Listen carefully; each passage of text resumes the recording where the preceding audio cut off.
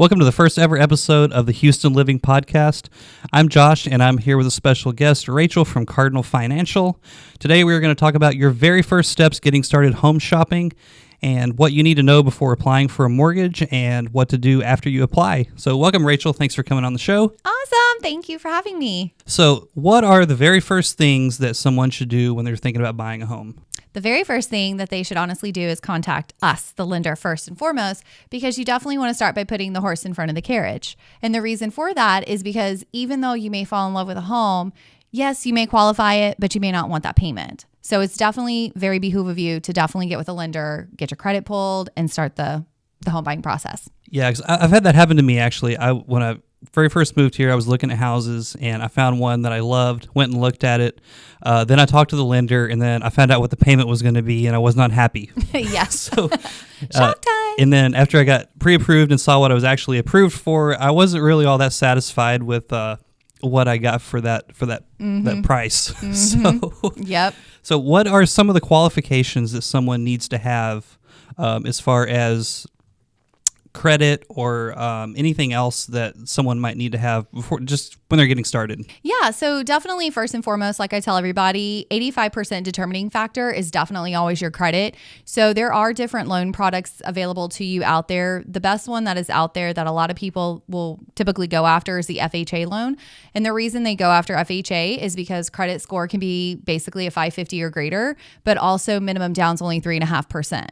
Now, there are some rules and overlays and things like that we have to watch out for if your credit is lower, but FHA is typically the best one. VA is also a great one for our military men and women and our veterans as well. Conventional is also out there too for our investors or people, looking for a holiday home. And then of course there's also USDA, which is definitely for those rurals which is zero down as well. So. Okay, yeah, I work with people a lot in the Brazoria County area, and they inquire quite a bit about USDA loans, and it's almost an unknown loan product. People they've heard of it, and it seems like a really great idea. Is there anything real quick you could touch on with that? So with USDA, it's a really good product. It really, really is, especially in Brazoria County. But the thing is that it depends on how many people are going to be residing in the household. You have to have a pretty good, strong credit score for it, but it also takes in a factor of total household income. So as lenders, we have to really watch how many people will be residing in the home because you can't make too little and you can't make too much. Then the home also has to qualify for USDA. So there's a few little tricky factors there that we have to look out for. Okay, awesome. Thanks. So if someone thinks they have credit problems, say they may have recent late payments or their score isn't all that great, what are some things they can do to help improve that? So in regards to credit, I always get asked this one, what can I do to help my credit? So number one is try not to be late on anything. First and foremost, because lates do definitely hinder your credit score. 35% of your overall credit score is your credit history. So having a good line of credit history with no lates is definitely a bonus. But if you have revolving credit cards, the best thing to do is keep those balances as low as possible. Rule of thumb is about 25%, depending on that credit limit. If you have a lower credit limit, then definitely you want to keep that utilization super low. So revolving credit cards, keeping those lows. Installment loans do help out, the car loans, student loans, those help out a little bit. But main thing is just don't be late. Pay your bills on time. Yes, please. So credit repair programs, what's your opinion on those? Credit repair programs, they're great programs and everything, but the one thing is you want to make sure that if you do want to utilize a credit repair program, that they do not dispute everything that's on your credit report. Because in the mortgage world, when we go to pull your credit report, we cannot have the word dispute appearing on that credit report if you have a balance of totaling more than $1,000. And so, but I do know that a lot of credit repair companies, their motto is to dispute everything and hope and pray that it just eventually falls off.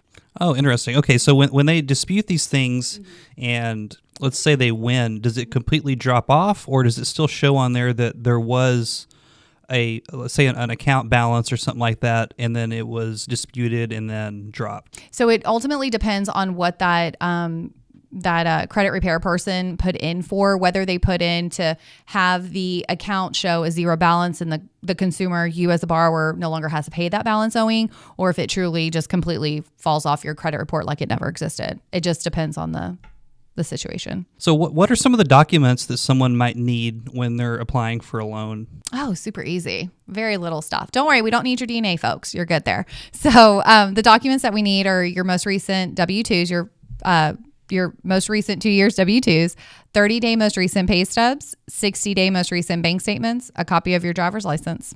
Okay. What if someone's self-employed? If someone is self-employed, very good question. We would have to see most recent 2 years tax returns, and we need to see all schedules. And if someone files as an LLC, we'll definitely need to see the most recent 2 years business returns as well. Okay, great. So I know usually people, they'll apply and then they'll get a pre-qualification, then they'll go shopping and they'll go to the underwriters, and then they're like, what is going on? Why do they keep asking me for all these all this crazy stuff? Yes. What's the deal with that? So the deal is so mostly what a lot of lenders will do out there is they'll be like, hey, let's pull your credit. Let me get your documents. And the lender just kind of skims through your documents and doesn't fully cross those T's or dot those I's and say, yeah, you look good. Go ahead and go shop. But then once you go under contract, that's typically when you will go into the underwriter's queue and to be reviewed by an underwriter. But what I personally do is before I send anyone out shopping is I always make sure that I send my borrower to the underwriter first and let the underwriter fully cross those T's and dot those I's. And the underwriter is signing off on the most important things, as you know, Josh, that can kill a deal, and that's your income, the assets, and that credit report. So we always make sure that those three things get signed off on. And then that way, once a borrower does go under contract and they go back into underwriting, there's really nothing that we need at that point, and they know that they're good to go. And that's important. So about a year ago, I had a client that had gotten pre-qualified. We went out shopping, found a house, negotiated a ton of repairs and concessions and everything else with it. And 3 days before closing, the lender said, I'm sorry I can't qualify you. Yep. That sucks, man. It does. It was a lot of work. It drug out for about 6 weeks. And the lender had assumed that their credit was going to be good by the time they went to closing, and it didn't happen. Yeah, and that's unfortunate. I hate to hear stories like that, and that's why I am just so diligent on the forefront before I send anyone out shopping for their dream home, because I definitely don't want that to ever happen or have to make those calls. Yeah, that's bad. So something people ask me all the time is, how much money do I need to save up for down payment and for closing costs? Okay, good. That's a very good question, actually. So in regards to down payment and closing costs, there are down payment assistance programs out there to first-time home buyers or even buyers who have purchased before in the past. So in regards to saving up, the main thing that you want to save up is you definitely want to make sure you have money saved up for your earnest money, your option fee, appraisal, and of course the home inspection. And then on top of that, you may want to buffer maybe a couple extra $1,000 or so, just to be able to show the underwriter that you have money in the bank. Because if you do utilize the down payment assistance program, it will help cover the down payment and some of the closing costs, depending on how much you as the borrower want to acquire from the program. But of course, if you're working with Josh, who's a fabulous agent, he can work towards getting those closing costs covered for you. And if those closing costs are covered, then you can pretty much come to the table with absolutely nothing. It's pretty awesome. You know, I had a client one time using this, and they had to take a class. Yes. Is that pretty common? Yes, it is very, very common. It's a first-time homebuyers course class. It's $35. It's quote unquote 8 hours. But it's literally just read, click, and go, and then you just take a test at the end. It's actually pretty beneficial. I mean, even if you're not utilizing a down payment assistance program and you're a first-time homebuyer, it's actually not a bad class to take. It teaches you about becoming a landlord even in the future. So if you know the home that you're purchasing is not going to be your forever home, but maybe you want to start building a real estate investment portfolio, then the cool thing about it is at least that class taught you, the steps of becoming a landlord and all the precautions. Right now, what do you think is the best loan product for just your average person? I would say the best product out there on the market right now would definitely be the FHA, even if someone does have a good, strong credit and they're not wanting to put a whole lot of money down, because FHA's interest rates are a lot lower than the conventional product right now. But if someone is wanting to do, 20+% down, then definitely conventional would be their best bet. So I remember it was probably earlier in the year that I saw that the FHA mortgage insurance went down. Correct. Back in April. So is it lower than conventional as far as the insurance? So as far as that private mortgage insurance that conventional carries, that equates to the borrower's profile. So it depends on their credit score, their loan amount, and their debt to income ratio. So that will always be shopped based off of the borrower's profile. But FHA is just a flat standard mortgage insurance, and it went from 0.85% down to 0.55%. Okay, that's a pretty significant decrease. Oh, yeah, it is. It was amazing. It was able to save over $100 a month. Oh, nice. Yes. Okay. It was amazing. So the other thing that comes up a lot is interest rates. My favorite topic. Well, let's do this. So what determines someone's interest rate? So what determines your interest rate, of course, first and foremost, is always that credit score. Again, going back to the beginning of our conversation, 85% of credit is, going to determine your overall scenario of your loan. So, and that really dictates that interest rate too. So you want to have that high credit score. The loan amount does kind of play a little bit of a factor, and of course your debt to income ratio as well. So when people go online and they look up mortgage rates today and they see it's like 7.9%, is that really a realistic number as to what they can expect? Or if they have pretty good credit, could it be better than that? If they have pretty good credit, it would be better than that. Because what you may Google and see out there is the nationwide average of today's market. So what do you think are some misconceptions people have when they're just starting out mortgage shopping, home shopping?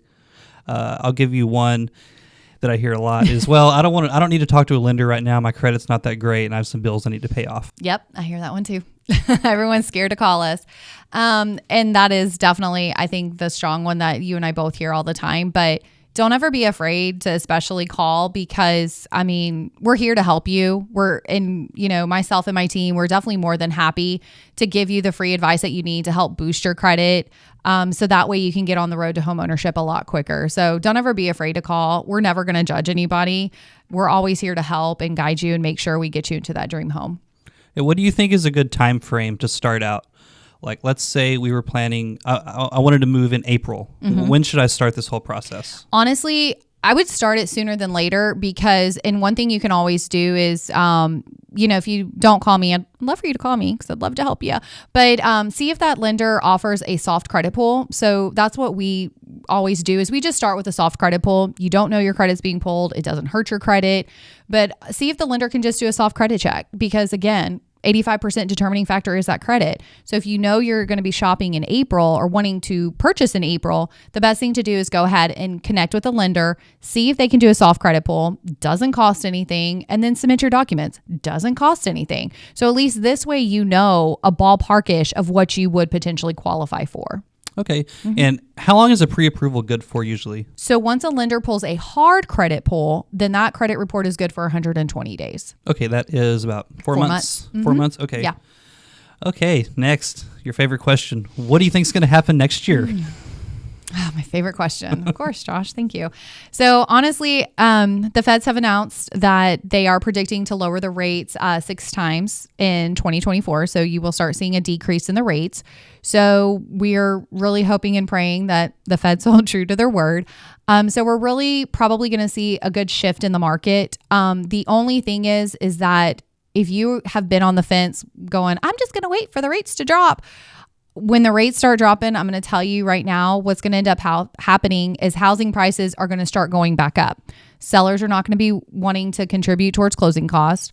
So you won't be able to have your closing costs covered. You're going to end up in multiple offer situations. I hate to say this, but it's going to be kind of like COVID times.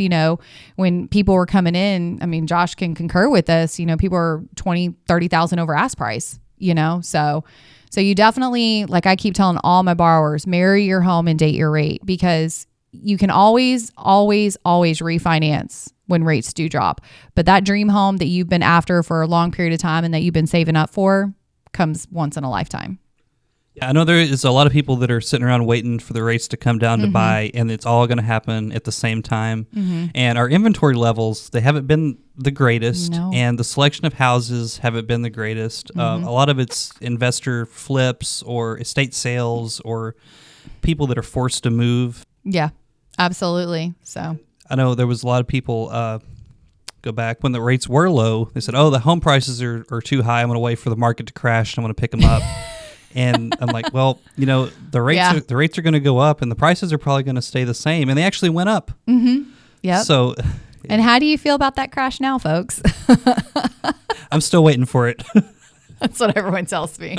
All right. Anything else, Rachel? No, actually, I mean, this has been great, fantastic. I mean, like I said before, just really focus on that credit, just make sure credit doesn't have to be 700-800s. Everyone has, this thought process that they have to have 20% down. You don't. There's programs out there to help you. So just, don't be afraid to call. Just pick up the phone, call me or my team anytime, night, day, or weekend. We're always available. We're just here to help you get into your dream home. All right. Thank you. All right. Well, thanks for tuning in. I hope you enjoyed this podcast. If you're watching this on YouTube, please like and subscribe and share this with your friends. We'll talk to you later.